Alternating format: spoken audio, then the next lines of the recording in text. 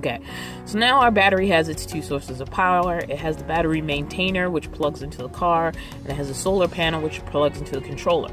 So now we have our ways of getting power into the batteries, but how are we getting power out of the batteries? Well, that's when we add the fuse block.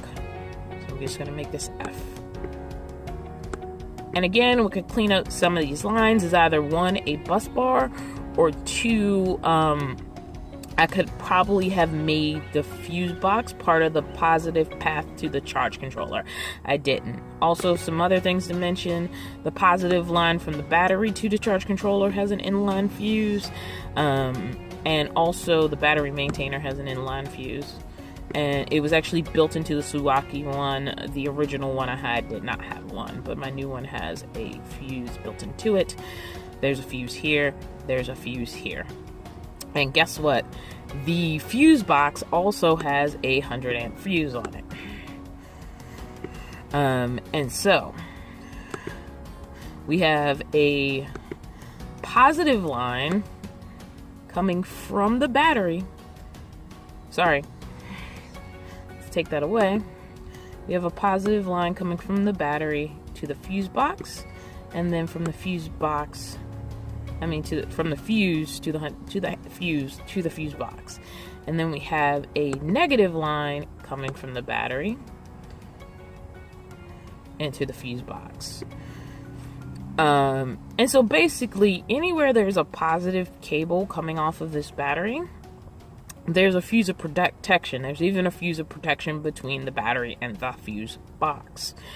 And so now we have a fuse box, which means we have a source to connect 12 volt extensions.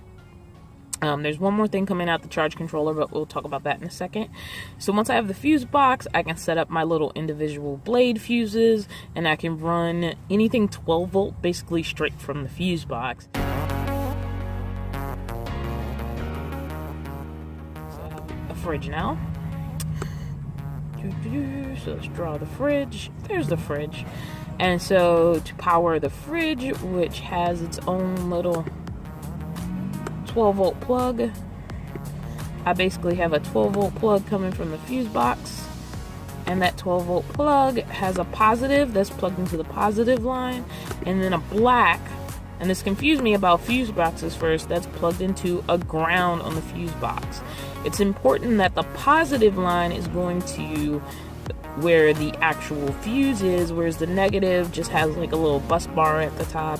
And so that's the thing. So the fuse in the fuse box is for what's going to the fridge, whereas this fuse is for the entire pull of the fuse box at any time. So what's the difference between those two? And then I have two more of these little 12 volt things coming out of the fuse box just for me to use for various things. They switch out every day. They're really just open 12 volt plugs coming into the car for me to use for charging my laptop, using 12 volt accessories, charging my cell phone, whatever I need to do. Alright, so there's one more thing that I'm running off of this power system, and that's my lights.